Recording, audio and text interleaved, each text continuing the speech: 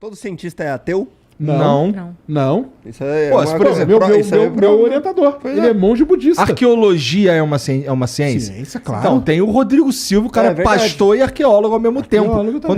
Quando a gente tava vendo de convidá-lo, eu fiquei, caralho, o cara é pastor e arqueólogo, como é que pode? O cara se... Pode, ué. Algumas teorias da astronomia foram criadas por católicos. Por padres. A teoria do Big Bang, por exemplo, o Jorge Lamatre, um padre que criou. Entendeu?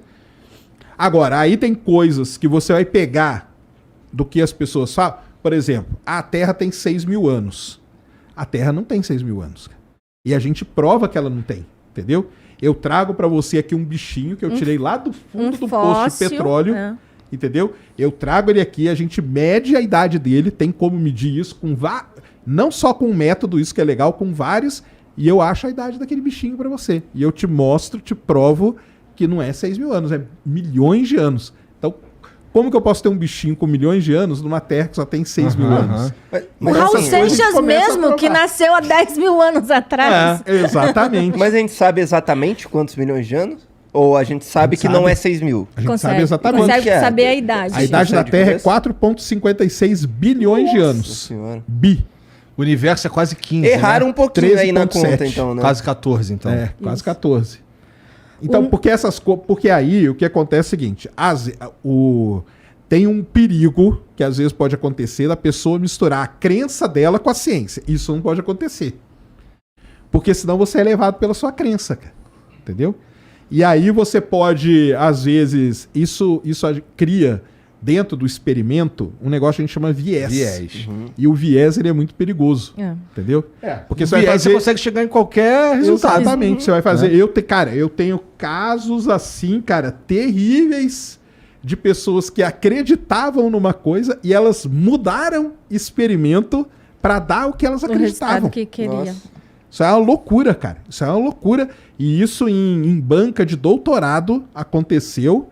E, infelizmente, assim, eu fui em várias bancas, nunca gostei porque eu acho que o cara ali já tá numa situação terrível. Mas, cara, você viu o negócio e fala, cara, o que você fez, cara, isso aqui não pode, é inadmissível, cara. Então, como que a gente pode acreditar em você quando você diz que não existe vida inteligente em outro lugar? Você tá afirmando. Acredita, né? Então. É o experimento que você for fazer. Qual foi o experimento? Exatamente. Qualquer evidência que aparecer, tu vai descartar, tu porque vai tu acredita. Então, nesse ponto, tu é enviesado. Cara, eu não sou enviesado porque eu sempre falo pro pessoal, primeiro que eu leio muito disso aí, eu gosto muito e eu acho que tem que procurar muito, cara. Entendeu? Mas não pode afirmar. E pra mim tem que achar, cara. E o dia que achar vai ser sensacional, entendeu? Mas, por enquanto, ele não achou ainda. Que bom, né, que não achamos ainda. Porque... não sei. Que bom. Porque, cara, assim, a gente nunca achou vestígio de nada, né? Se não tem vestígio de nada, significa que a gente...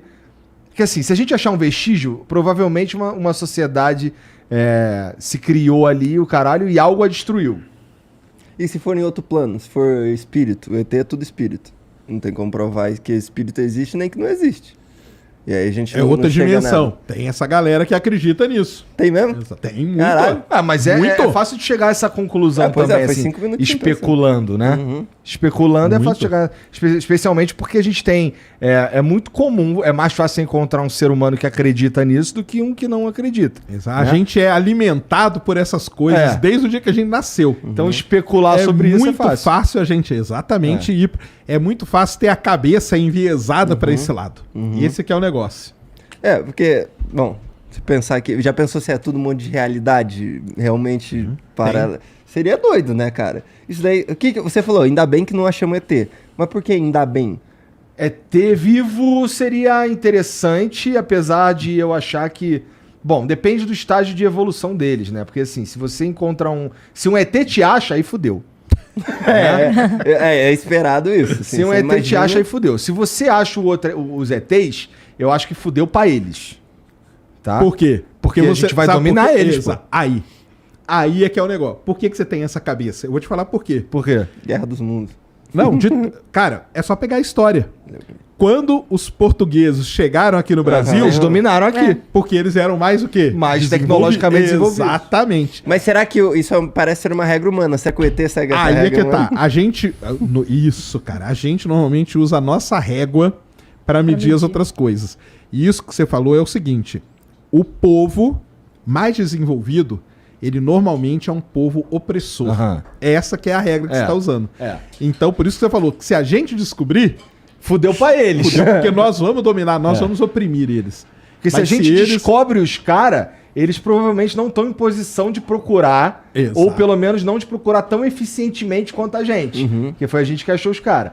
Se a gente acha um vestígio dos caras, alguma coisa eliminou eles.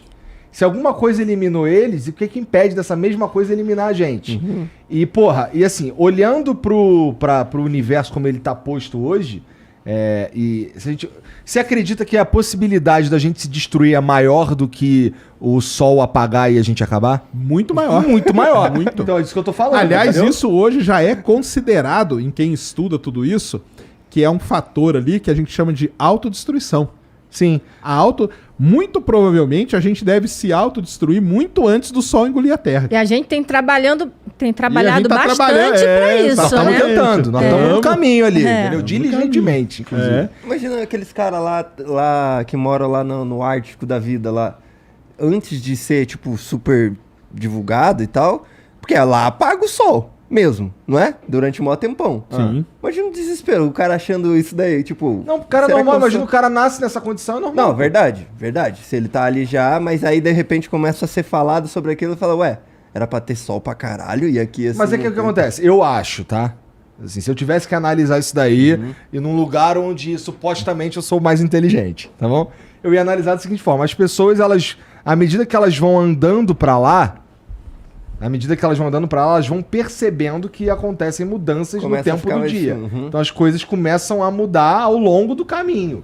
Porque ninguém só viajava pra lá de avião, né? Os caras iam sim, andando. sim. Então, porra, não chega a assustar, eu acho.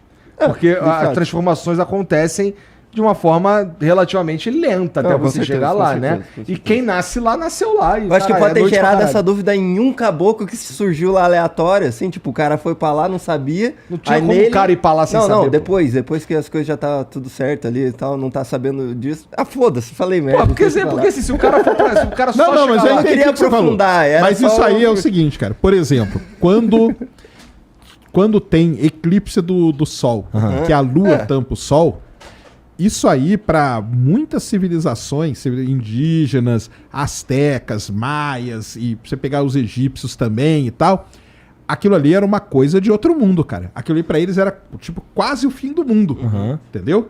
Então existem lendas e mais lendas. Eles sempre tentaram explicar com essas lendas.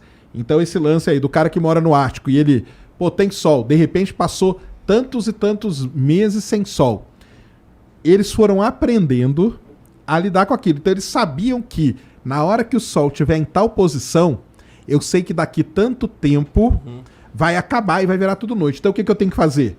Caçar, guardar comida, construir meu abrigo, ficar lá dentro e tal. E aí eu vou sair depois de tanto tempo quando tal estrela estiver em tal posição e tal, não sei o quê. Com certeza. E assim eles começaram. Então foi assim com esse pessoal, foi assim principalmente com o pessoal ali do Egito, né?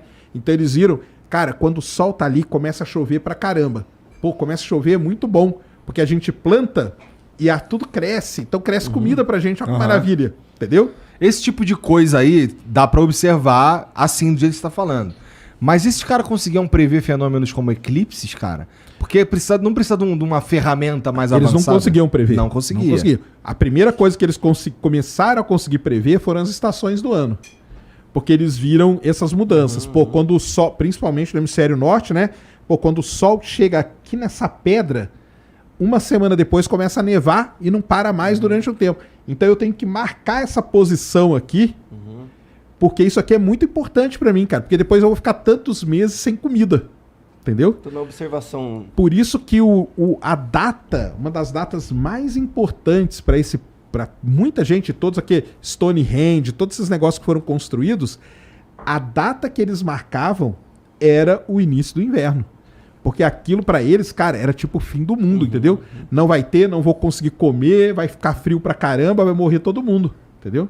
Então eles tinham que... Aí isso eles começaram a prever. E começaram a prever isso, começaram a prever... Eles viam que a lua ia mudando. E aí quando a pessoa ficava grávida, a mulher ficava grávida, eles contavam quantas luas e opa, então... Quando a pessoa ficar grávida, mudou, a mulher tá tendo alguma coisa, pode contar tantas luas, vai nascer alguém. Tanto que até hoje os obstetras usam a lua. Eles não falam 9 meses, eles falam X semanas. Por quê? Porque é baseado na lua. Que doideira. E a China, por exemplo, cara, a China até hoje, ela usa o quê? Calendário lunar. O ano novo chinês começa na primeira lua nova do ano. É assim que começa. Não é dia primeiro do coelho. Não é dia 1º de janeiro, dia 2 de janeiro, dia 3. Aliás, cada ano é um dia. Porque pra eles não importa o dia, pra eles importa a primeira lua nova do ano. Aí começou o ano, entendeu? Então essas coisas aí o ser humano foi aprendendo. Aí prever precisou da matemática, muitos séculos depois. Muito tempo depois. O Núbio perguntou se seriam os anjos alienígenas. Seriam os deuses astronautas? Seriam os deuses astronautas? Isso mesmo, Eric Van Daniken. Muita tem, então. De novo, cara, você pegar a Bíblia, nós falamos da Bíblia pelo lado terraplanista. Se você pegar a Bíblia pelo lado da ufologia, cara, tem milhares de passagens ali que você pode... Até Jesus seria um ET. Jesus, muita gente fala que sim, e um dos casos mais famosos da ufologia é Fátima. É ufologia essa parada? Eles falam, a interpretação que você pode dar é isso, que as 3 meninas ali, né, quando elas viram, na verdade o que elas viram foi algum fenômeno extraterrestre. Não era Nossa Senhora nem nada. Por isso que tem o tal do segredo. Por que tem o segredo de Fátima? Que passa de papa para papa e você nunca fica sabendo. O pessoal quer saber da área 51, mas ninguém quer saber do segredo de Fátima. Deve estar guardado junto, né?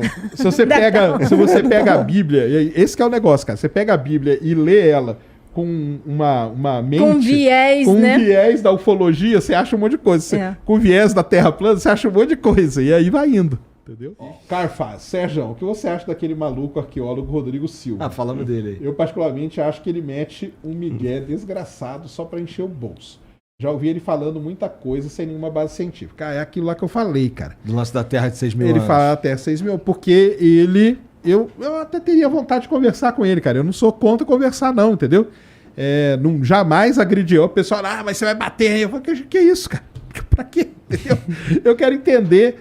mais ou menos eu sei da onde que vem, porque tem a crença misturada com essas coisas, entendeu? E como ele tem a parte lá na religião, então ele tem que sustentar essa parte, né? Entendi.